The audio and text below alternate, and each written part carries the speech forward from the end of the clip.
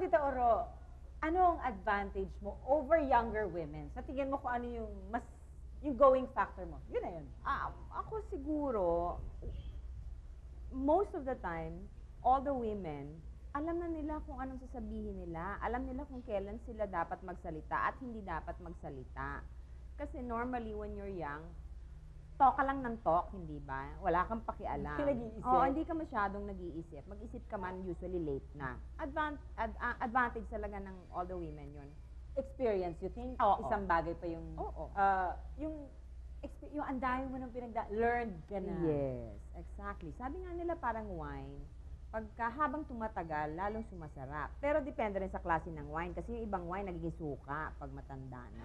Sa mga young actors natin ngayon, meron ba doon parang may X factor sa'yo? Yung pag nakita mo, may potential. Ay, oo, marami tayo ngayong mga young actors na ansi-sexy. Actually, ang dami-dami nga ngayon, 5-5. Kasi there was a time na link kayo kay Jo Marie. Saan ang galing yun? Ako, ang reaction ko dyan, mixed.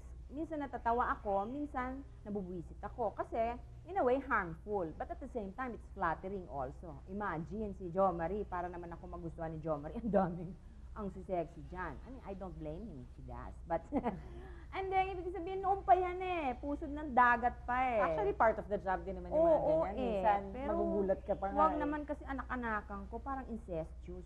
Hindi maganda. Is marriage still part of your plan sa buhay? Naku, nauntog na ako niyan several times. Teka, isipin ko. Ewan ko, parang hindi ko sure. To love again? I've never really been that in love. Talaga? Oo, hindi ko pa naranasan yung magpapakamatay ako para sa lalaki. Ay, hindi na ano yun. Hindi na magandang in love yung Ay, gano'n. maraming ganun ha. Marami akong kakilalang ganun. Hindi, siguro yung pagka-in love mo, your head is still on top of your shoulders. Kumbaga sa okay ka pa, hindi ka okay pa. nahihilo masyado. Okay pa. Hindi ko pa naranasan talaga yung grabing in love. Di ba you have a daughter who's ilan taon? She's 23, she's in Spain. 23? Yeah. Talaga? Paano kayo nag-uusap? Letters? Email o long distance? Naku, mas masakit ata ang ulo ko sa babayaran ko sa PLDT. Kasi tumatawag madalas, collect. Oo. Close ako sa children ko eh. Palaging nagtatanong kung anong ulam, nasa Spain yun ha. Mga ganun-ganun.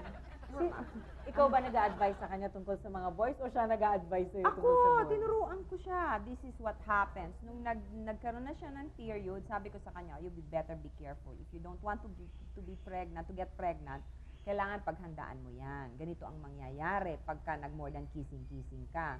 Natural. Kasi nangyari sa akin, hindi tinuro ng nanay ko. Kailangan ituro ko sa anak ko. Sa tingin mo ba, may in love ka pa uli? Ano yung, sa tingin mo, kai-inlovean mo talaga ng gusto? Ako, siguro naman, oo naman. I'm still in love now. I mean, like, I have a boyfriend now. Pero I don't know kung forever yon. So, hindi ko pwedeng sabihin, hindi na ako mai-in love. Kasi, malay ko ba kung hanggang kailan. Kahit ba 80 anyos na ako eh. Kung magkahiwalay kami, may makita kong iba, baka ma-in love pa rin ako. Ano sa palagay mo ang nagpapasexy sa babae?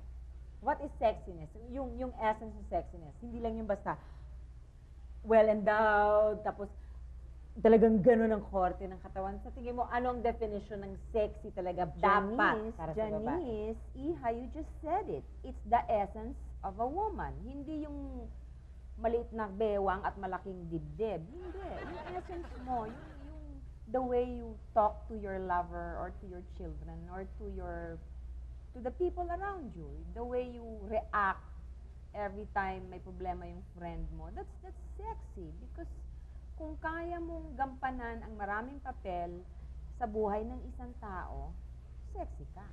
Sa tingin mo, after all your experiences, meron ka pang bagong natutunan about men? Every day, marami akong natututunang bago tungkol sa mga lalaki. Kasi, walang taong pareho. Naman. Oo. So, nasa atin na lang yun kung pag-aaralan natin. Normally naman, matututunan mo lang yun at pag-aaksayahan mo ng panahon pag gusto mo yung tao. Kung hindi, wala lang. Saan naman ang gagaling nga confidence ni Tita Oro? Ay, naku, malalim ang pinanggalingan yan. Sa dami ng pinagdaanan ko, pag hindi pa ako naging confident ngayon, ay para akong gaga, hindi ba? Ang dami ko ng pinagdaanan na pinaghugutan ko ng confidence ko. What happened to me was like, ano bang tawag doon? I learned from my lessons in life. Kaya nagiging confident ako. Wow, thank you